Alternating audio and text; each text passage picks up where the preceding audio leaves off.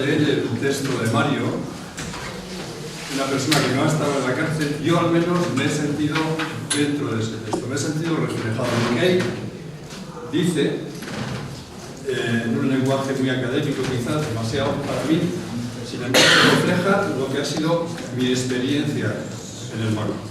Pienso que la de muchos de los que estáis aquí. Hemos saltado al presente y mi intervención es para explicar un poco el rollo de los vascos, el rollo de los nacionalistas. Entonces, pinceladas simplemente. Diferencias con el resto de los presos del Estado español. En Euskadi se dieron muy pronto redadas valle por valle. O sea, digamos, echaban la red y todo aquel que de alguna forma se había significado porque hablaba euskera o porque estaba en un grupo de danzas o por no sé qué, en la época de los estados de excepción iba dentro, sistemática. Entonces, primera diferencia, en el resto del estado, que yo sepa, la inmensa mayoría de los detenidos era gente que estaba militando en algo, o en un sindicato, en la clandestinidad, o en un partido político, en un grupo nuevo de extrema izquierda, etc. En Euskadi también estábamos ese tipo de personas, pero la mayoría de los primeros detenidos, la primera vez que se les detenía, era gente virgen políticamente.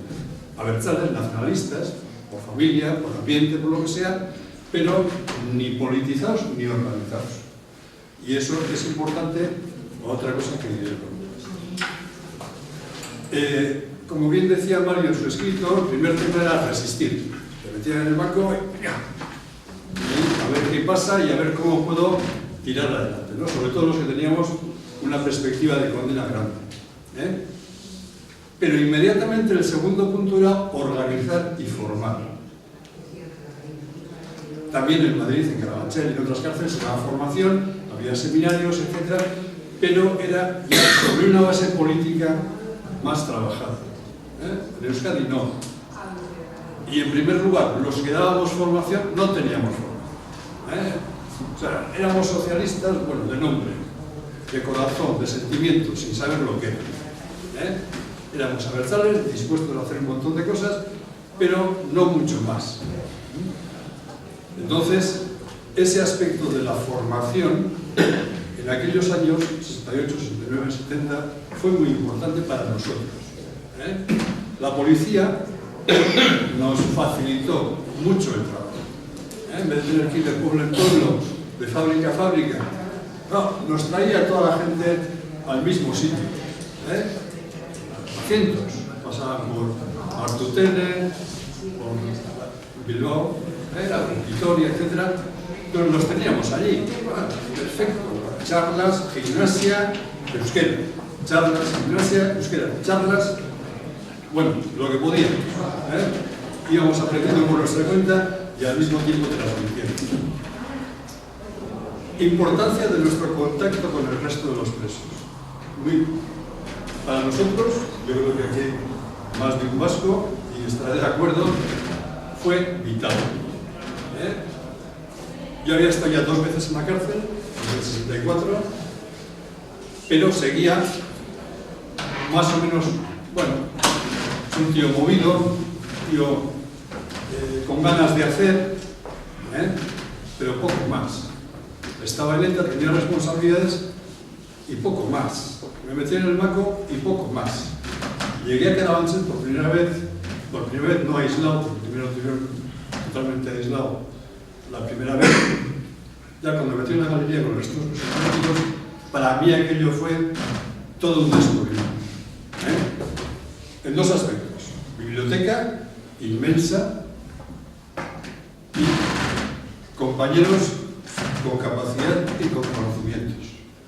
A los que me conocisteis entonces, sabéis que me colaba en todos los seminarios y en todo lo que supusiera discusión. Esa fue una característica de un sector de los presos vascos, nacionalistas.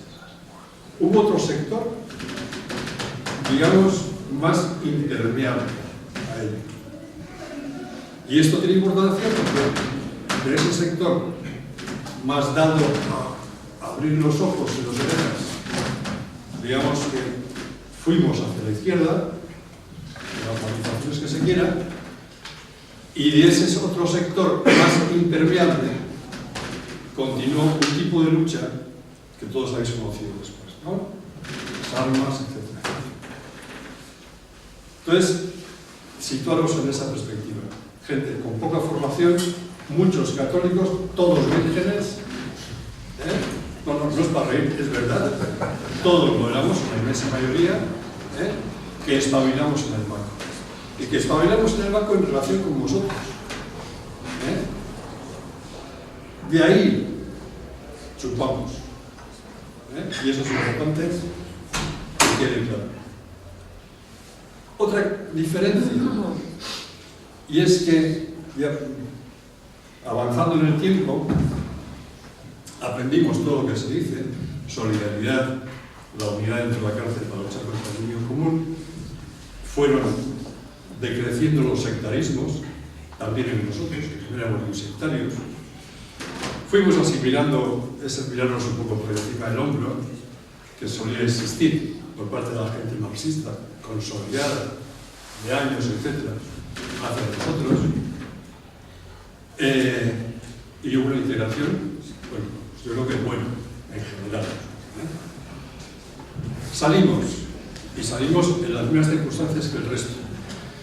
Pero tenéis que tener en cuenta que hubo un aspecto, digo porque voy a tener un terreno pantanoso, hubo un aspecto del contenido de la lucha en Euskadi que ni se rozó en la consecución de lo que exigíamos, y es el tema nacional.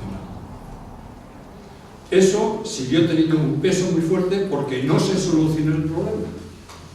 La autonomía no fue una solución. Y eso explica que un sector de los luchadores vascos, que estuvo en la cárcel y otros que no estuvieron, siguiesen una vía clásica que habíamos abierto otros hace años y que habíamos abandonado. Pero fue porque no se había solucionado el problema de la opresión nacional. Eso quería dejar claro como uno de los aspectos específicos. Entonces, ¿qué es lo que nos ha traído al final, después de un montón de años, a formar Goldato? Que es la organización de expresos y expresas y represaliados en general en Euskadi, comuna o la comuna calco de pues, lo que os ha llevado a vosotros. Exactamente igual. Y dentro de Goldato tenemos los sectores más activos que, bueno, todavía damos el callo, y otros menos activos que también hay en la comuna. Entonces, en esos aspectos ya no existen, digamos, diferencias. ¿Por qué? Porque nos vuelve a unir una cosa muy concreta, y es la lucha contra la impunidad. Y ahí, matices aparte, todos estamos en el mismo campo. Todos. Ahí no hay diferencias, creo yo. ¿Cómo se explican las cosas después? ¿O qué conexiones políticas? ¿O cómo se...? Ahí puede pasar. Pero en identificar al enemigo y en identificar la necesidad de la organización social para conseguir los fines esos, ahí todos estamos en. Y por eso se formó la comuna como una especie de reacción, por una parte, a que el trabajo memorialista que se venía desarrollando había ido creando un cierto clima también en Euskadi, muy interesante, aunque minoritario, y por otra parte porque veíamos que no estábamos reflejados en ninguno de los grupos, digamos, que trabajaban en el tema de la memoria histórica. Sí, bueno, la represalia en general, pero el tardofranquismo, nosotros, los vivos todavía, no teníamos un hueco claro. Y es por eso que formamos Goldato. En un principio conseguimos una adhesión amplia, creo que somos 100 y pico, pero en ese terreno estamos estancados, y hay que reconocerlo. Pese a que por la cárcel pasaron cientos, miles de de vascos de nuestra generación. Sin embargo, Goldatu es pequeño y se ha quedado estancado. Confiamos en que esta misma lucha por la querella, por llevar adelante esta denuncia contra la impunidad, vaya creando otra mentalidad, otras ganas de meterse en harina. Y lo creemos así porque quienes estuvimos en Buenos Aires hace año y pico, vimos socialmente un ambiente que todavía no hemos conseguido y que esperamos que aquí suceda. Es decir, que no solo seamos la gente con canas o calvos los que nos movamos, sino también gente joven. La había. La había y tenían la ilusión que nos falta porque ellos sí han conseguido sentar en el banquillo y condenar a un montón de torturadores y nosotros todavía no.